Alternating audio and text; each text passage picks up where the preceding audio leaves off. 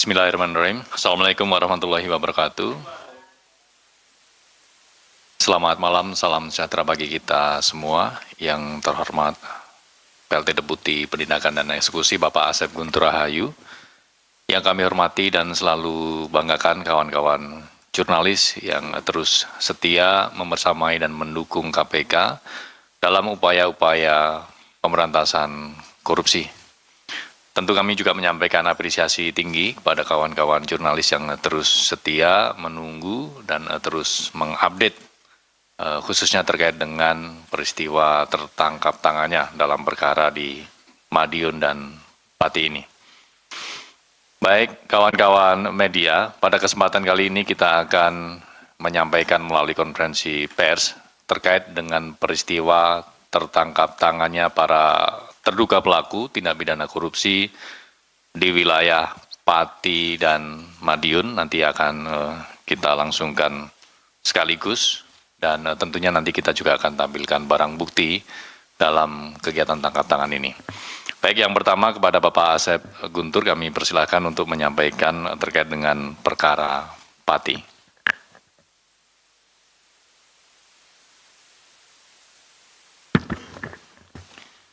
Bismillahirrahmanirrahim. Assalamualaikum warahmatullahi wabarakatuh. Waalaikumsalam. Selamat malam dan salam sejahtera bagi kita sekalian. Yang saya hormati Mas Jubir, yang saya hormati, saya cintai dan saya banggakan rekan-rekan jurnalis yang sudah cukup lama menunggu dan juga membersamai kami dalam rangka penanganan perkara tindak pidana korupsi. Baik, pada kesempatan malam ini, izinkan kami membacakan pointers terkait dengan peristiwa tertangkap tangan terduga pelaku tindak pidana korupsi pemerasan dalam pengisian jabatan perangkat desa di lingkungan pemerintah Kabupaten Pati. Pada hari ini tanggal 20 Januari tahun 2026. Pemerintahan desa memiliki peran strategis sebagai ujung tombak pelayanan publik serta pelayanan berbagai program pembangunan yang langsung bersentuhan dengan hayat hidup masyarakat luas. Jadi secara struktural mulai dari pusat sampai dengan daerah, dan tentunya desa ini memiliki peran yang sangat vital karena berhubungan langsung dengan masyarakat. Oleh karenanya, praktik pemerasan dalam proses pengisian jabatan perangkat desa tidak hanya mencederai prinsip keadilan dan meritokrasi, tapi juga menciptakan potensi resiko korupsi di kemudian hari. Jadi ini mungkin sangat agak boleh dibilang jarang ya, yang biasanya pemerasan itu dilakukan terhadap pengisian jabatan-jabatan di tingkat kabupaten, kemudian provinsi seperti itu ya, yang pernah terjadi. Tetapi kali ini untuk pengisian perangkat desa pun dimintai sejumlah uang. Tentunya ini sangat miris ya, seperti itu. Kenapa menciptakan potensi resiko korupsi di kemudian hari? Karena tentunya setelah menjabat, para aparatur pemerintahan desa ini yang dipikirkan adalah bukan lagi bagaimana memberikan pelayanan terbaik terhadap masyarakat, tetapi justru bagaimana mengembalikan sejumlah uang yang dia gunakan untuk mendapatkan posisi tersebut. Maka penegakan hukum yang dilakukan oleh Komisi Pemberantasan Korupsi terhadap para pelaku terduga pemerasan dalam proses pengisian jabatan aparatur desa menjadi penting, karena tidak hanya untuk menindak pelaku tetapi juga sebagai upaya memutus mata rantai korupsi sejak awal. Mungkin rekan-rekan berpikir bahwa wah ini aparat desa, pasti juga berapa sih ngasihnya gitu. Tapi lihat aja nanti buktinya. Hal ini juga diharapkan dapat memperkuat tata kelola pemerintahan daerah serta mengembalikan kepercayaan publik terhadap sistem pemerintahan hingga ke tingkat desa. Pada sisi edukasi anti korupsi, KPK pun telah menginisiasi adanya program desa anti korupsi. Ya, di beberapa provinsi juga ada perwakilannya desa anti korupsi yang mengusung semangat transparansi dan partisipasi publik dalam pengelolaan dan pembangunan wilayah desa. Adapun kronologisnya adalah sebagai berikut. pada hari Selasa tanggal 20 Januari 2026, Komisi Pemberantasan Korupsi menyampaikan perkembangan secara lengkap terkait penangkapan terduga pelaku tertangkap tangan melakukan dugaan tindak pidana korupsi berupa pemerasan dalam pengisian jabatan perangkat desa di lingkungan pemerintah Kabupaten Pati. Bahwa pada akhir tahun 2025, pemerintah Kabupaten Pati, Jawa Tengah mengumumkan akan membuka formasi jabatan perangkat desa pada bulan Maret 2026. Jadi di akhir tahun sudah disampaikan bahwa akan ada pembukaan formasi ya untuk perangkat desa di tahun depan. Maksudnya di tahun ini pada bulan Maret. Kabupaten Pati diketahui memiliki total 21 kecamatan dengan 401 desa dan 5 kelurahan. Jadi keseluruhannya ada 406 ya. Saat ini diperkirakan terdapat 601 jabatan perangkat desa yang kosong. Jadi ada 601 jabatan yang akan diisi pada formasinya pada bulan Maret yang akan datang.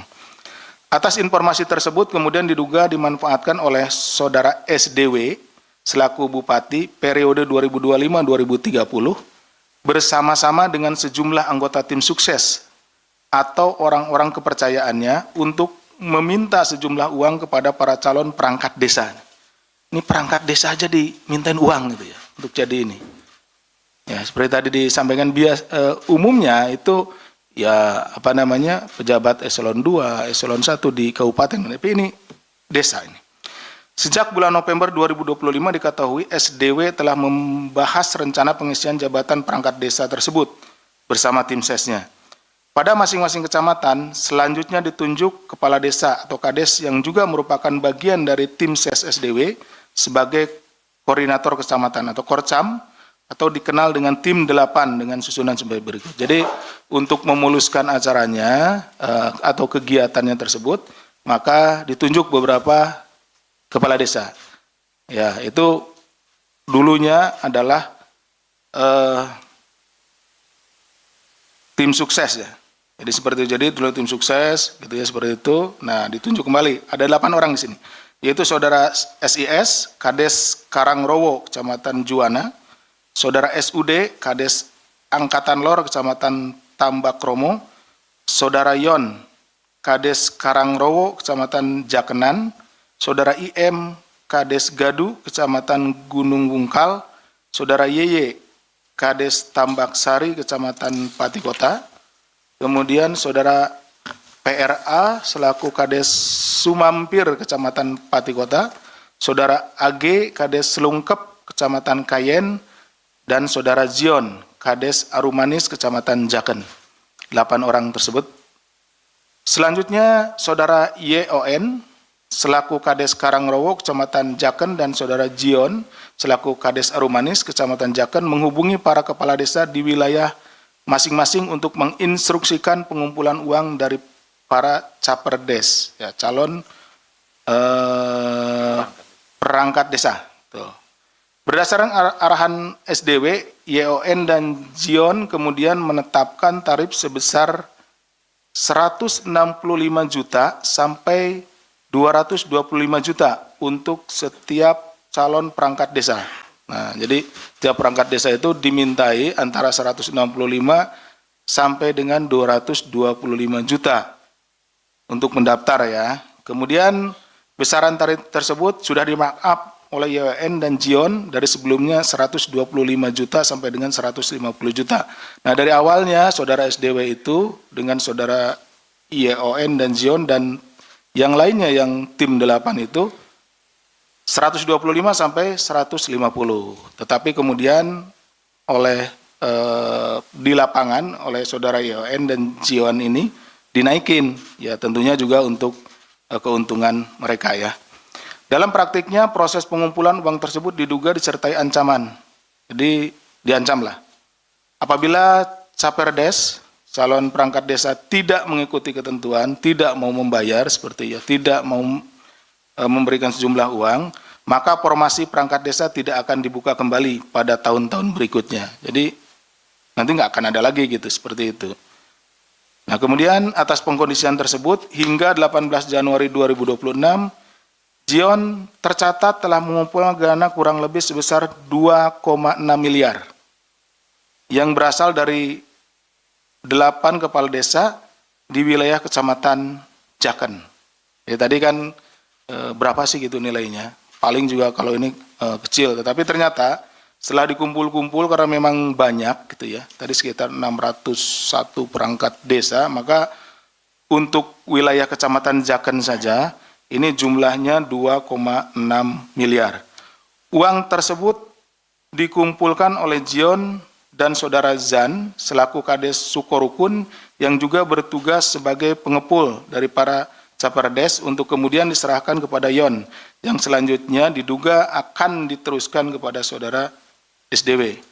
Dalam peristiwa tertangkap tangan ini, tim dari KPK mengamankan 8 orang yang dibawa dari Pati ke Jakarta untuk menjalani pemeriksaan lebih lanjut, yaitu saudara SDW, Bupati Pati periode 2025-2030, saudara ION, Kades Karangrowo, Kecamatan Jakenan, saudara Jion, Kades Arumanis, Kecamatan Jakenan, saudara JAN, Kades Sukorukun, Kecamatan Jakenan, saudara TAS, Camat Jaken, saudara PRI, Camat Margorejo, saudara Sui, calon perangkat desa, dan saudara JKL, calon perangkat desa.